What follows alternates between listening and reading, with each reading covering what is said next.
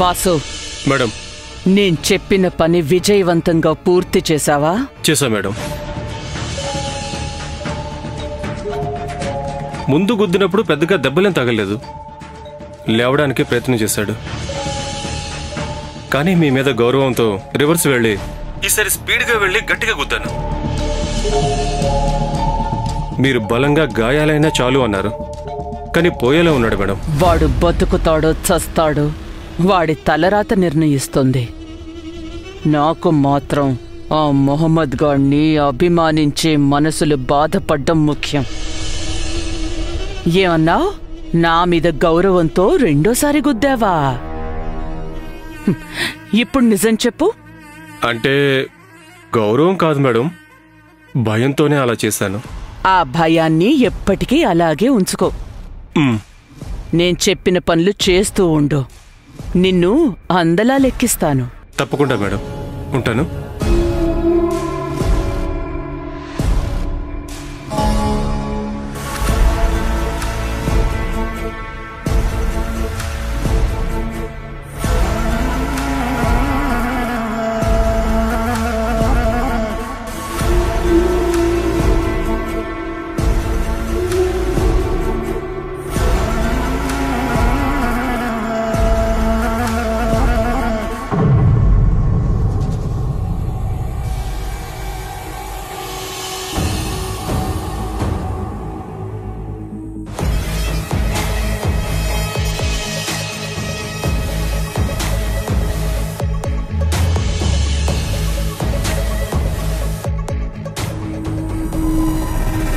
మహమ్మద్ బేట ఎన్నిసార్లు ఫోన్ చేసినా తీయడేంటి? ఎప్పుడూ ఇలా చెయ్యడే.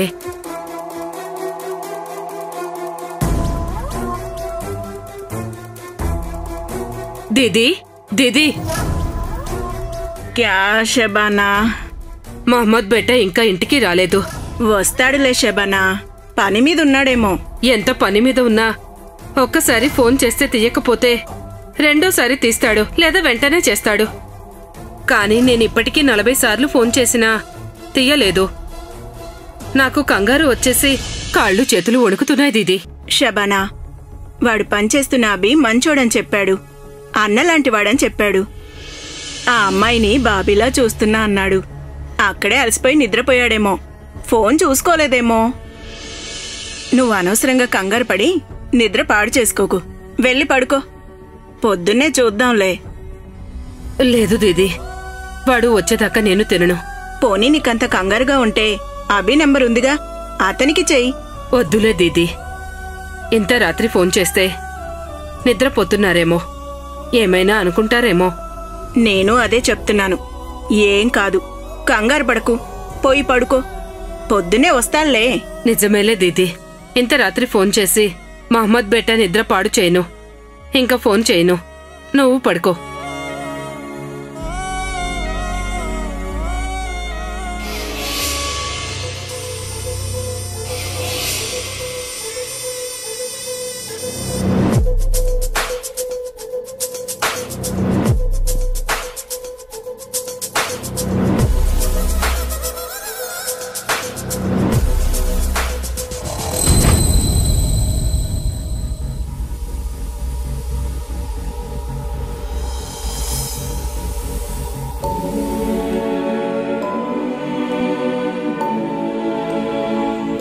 అమ్మ మారానని చెప్పినా కూడా నేనే అర్థం చేసుకున్నట్టు లేను. పాపం అమ్మ నా కోసం ఎదురు చూసి నిద్రపోయినట్టుంది.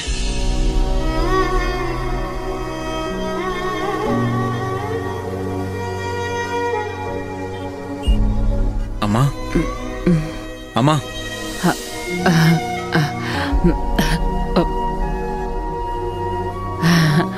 వచ్చావా నాన్న? నీకోసం ఎదురు చూస్తూ ఇక్కడే కూర్చున్నాను. తెలియకుండానే నిద్ర పట్టేసింది. కూర్చున్నానా, వడ్డిస్తాను.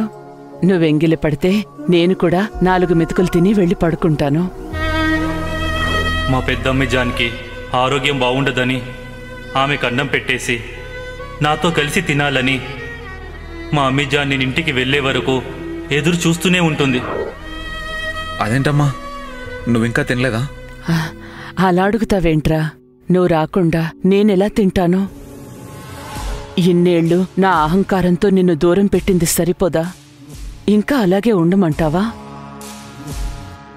నేను మనిషినయ్యాక గాని కన్న మనసు అర్థం కాలేదు నాన్నా. నా కోసం నువ్వెందుకమ్మా ఎదురు చూడడం? నువ్వు తినేసి వెళ్ళి పడుకుంటే నేను ఎప్పట్లాగే వచ్చేవాడిని కదా. కాని నేనెప్పట్లా లేనే, మారిపోయాను. నువ్వు నీ కెరీర్ కోసం పగలనక రాత్రనక కష్టపడుతుంటే కనీసం నీకు దగ్గరుండి తినిపించకుండా నన్ను వెళ్ళి సుఖంగా ఎలా నిద్రపోమ్మంటావు నాన్నా? సర్లే, నువ్వు కూర్చో, వడ్డిస్తాను. సారీ అమ్మా, నువ్విలా నా కోసం వెయిట్ చేస్తుంటావని తెలియక వర్షిని వాళ్ళ ఇంట్లో తినేసొచ్చానమ్మా.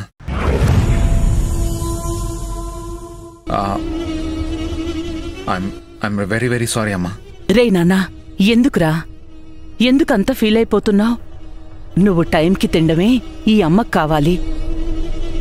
నీకు కడుపు నిండింది అంటే నేను తృప్తి పడిపోతాను. చిన్నప్పటి నుంచి నన్ను ఇలాగే చూసుకొనుంటే ఇక్కడ దేవతలా పెట్టుకుని కొలిచేవాడిని కదమ్మా. అంటే ఇప్పుడు లేవని కాదు, ఉన్నావు. ఇక నుంచి నా గుండెలో అలాగే ఉంటావు. ఐ లవ్ యూ అమ్మా, ఐ లవ్ యూ.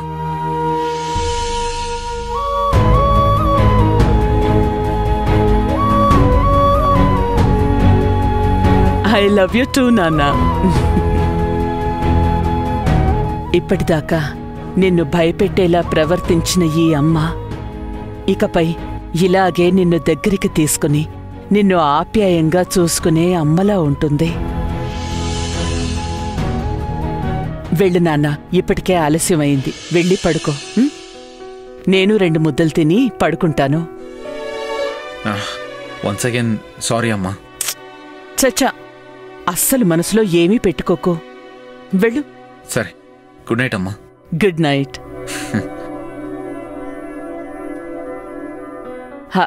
నానా, ఏంటమ్మా?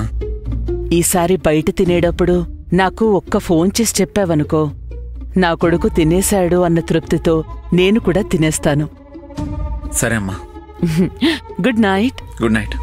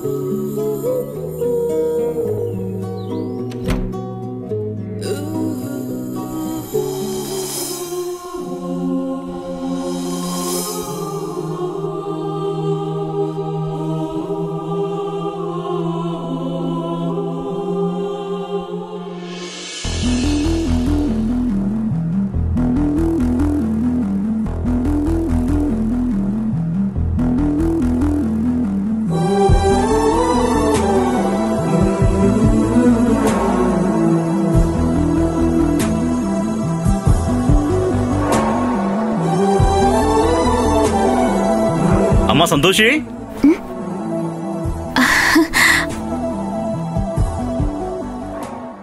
ఏంటి నాన్నగారు? నీకు సంబంధం చూశాను తల్లి. అబ్బాయి ఫోటో చూసి ఎలా ఉన్నాడో చెప్పు. నేను చూడటం ఎందుకు నాన్నగారు? మీకు నచ్చితే చాలు. మెడవంచి తాళి కట్టించుకుంటానని మీకెప్పుడో చెప్పాను కదా. చెప్పావు తల్లి, నేను కాదనడం లేదు. అది నీకు నా మీదున్న ప్రేమ. కానీ కాపురం చేయాల్సింది నువ్వు. ఖచ్చితంగా నువ్వు ఫోటో చూడాల్సిందే అమ్మా.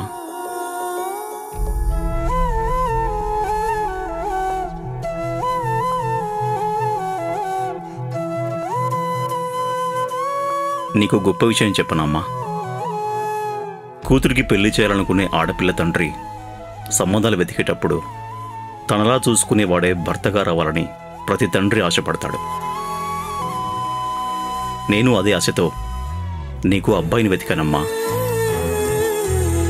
అందుకేనేమో ఎవరో ఒక పట్టాన నాకు నచ్చలేదు. చాలా సంబంధాలు చూడాల్సి వచ్చింది. అబ్బాయి తల్లి మొండిగటమని విన్నాను, కానీ ఇతను మాత్రం ప్రవర్తనలో గాని గుణగణాల్లో గాని చాలా గొప్పవాడని విన్నాను. ఎంత గొప్పవాడంటే నాకన్నా ఎన్నో రెట్లు ఎంతో ప్రేమగా చూసుకునేంత మంచివాడంట.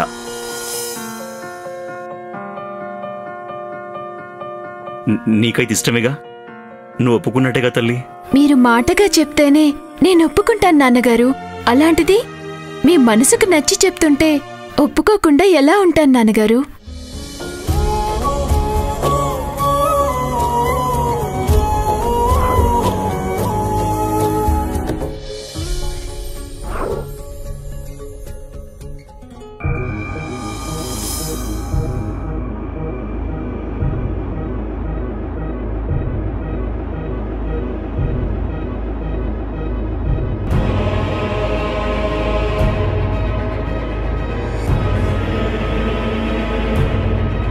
ఏమైంది నాన్నగారు? ఎందుకలా ఉన్నారు? సారీ తల్లి, నీకు మంచి సంబంధం చూసే విషయంలో పొరపాటు పడ్డా. అబ్బాయి గురించి ఎంక్వైరీ చేసే విషయంలో ఎక్కడో తేడా జరిగింది. వాడికి లేని చెడు వ్యసనం లేదంటమ్మా, పెద్ద డ్రగ్ అడిక్ట్ అంట. ముందుగా తెలిసింది కాబట్టి నీ జీవితాన్ని నరకంలోకి పంపించకుండా తప్పించగలిగాను. మీ ఎంక్వైరీ ఎప్పుడు గాడి తప్పదు కదా నాన్నగారు. ఎవరైనా మిమ్మల్ని మిస్లీడ్ చేశారేమో. లేదమ్మా, ఒక్కోసారి అలా జరుగుతుంది. అది వదిలేసాయి. నేను నీకు కాబోయేవాడి కోసం అన్వేషణ మొదలు పెట్టాలి. ఏమో నాన్నగారు, అభయ్ గారు చెడ్డవారు కాదని మంచివారని నా సిక్స్త్ సెన్స్ చెప్తోంది.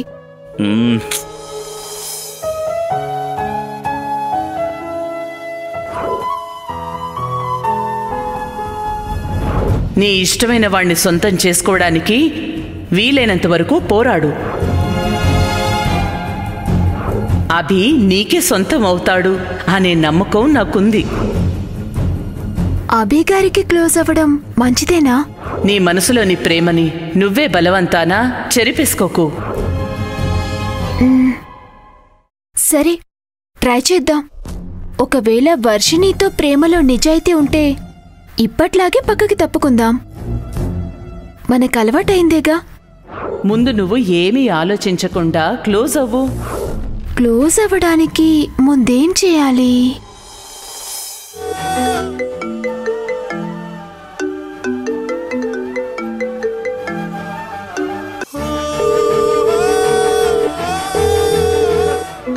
మహమ్మద్ ఏంటి ఇంత పొద్దున్నే ఫోన్ చేస్తున్నాడు? చెప్పు మహమ్మద్. బాబు బాబు మహమ్మద్కి. ఎవరమ్మా మాట్లాడేది? మొహమ్మద్కి ఏమైంది? నేను మహమ్మద్ తల్లిని మాట్లాడుతున్నాను బాబు. బాబు, నా బిడ్డ ఉంటాడో ఏమైపోతాడో తెలియని పరిస్థితుల్లో స్పృహ లేకుండా పడున్నాడు బాబు. రాత్రి ఇంటికి రాకపోతే నీ దగ్గర హాయిగా నిద్రపోతున్నాడు అనుకున్నాను, కానీ యాక్సిడెంట్ అయ్యి రోడ్డు పక్కన దిక్కులేని వాడిలా పడుంటాడని అనుకోలేదు బాబు.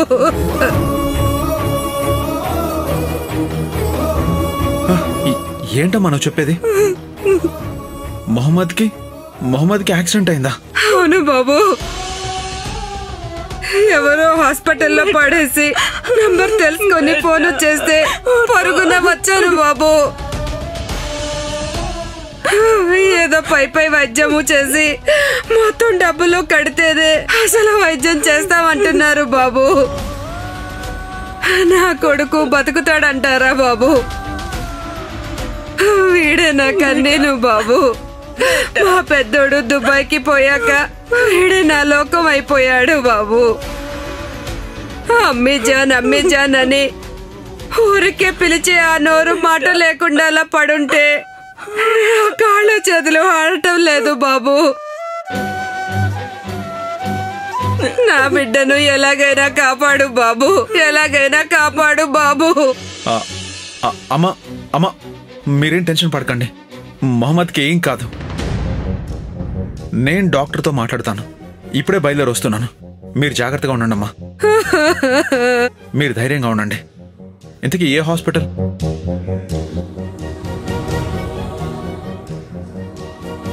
అమ్మా సరే అమ్మా, నేను ఇప్పుడే బయలుదేరుతాను.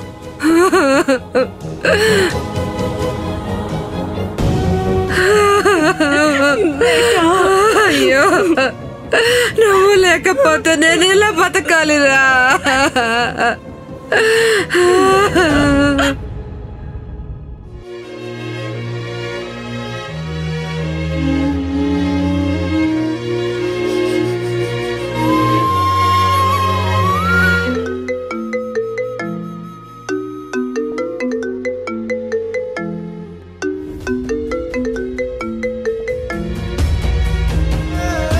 హలో, గుడ్ మార్నింగ్ అభి గారు.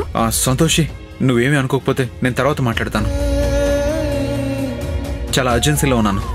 అభి గారు, ఏమైందండి? ఎందుకు అంత టెన్షన్గా ఉన్నారు? ప్లీజ్ చెప్పండి. మొహమ్మద్కి యాక్సిడెంట్ అయింది సంతోషి. కనీసం ట్రీట్మెంట్ కూడా స్టార్ట్ చేయలేదంట. నేను వెళ్ళి ఆ పని చూడాలి సంతోషి. కండిషన్ చాలా సీరియస్గా ఉందంట. ఏ హాస్పిటల్ అండి అభి గారు?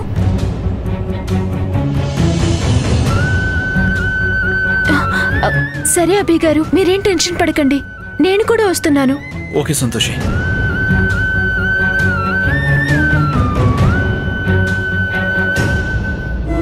నాన్నగారండి, నాన్నగారండి, నాన్నగారండి. ఏంటమ్మా సంతోషి, ఏమైంది? నాన్నగారండి, అభి గారి అసిస్టెంట్ మహమ్మద్కి యాక్సిడెంట్ అయిందంటండి. కండిషన్ సీరియస్ గా ఉందంట. మనీ కట్టందే ట్రీట్మెంట్ చేయనని డాక్టర్ అన్నారంట. ప్రాణం నిలబెట్టాల్సిన డాక్టర్లు కూడా ఇంత కమర్షియల్గా అవుతున్నారేంటమ్మా? ఏ హాస్పిటల్లో చెప్పు, నేను డాక్టర్తో మాట్లాడతాను.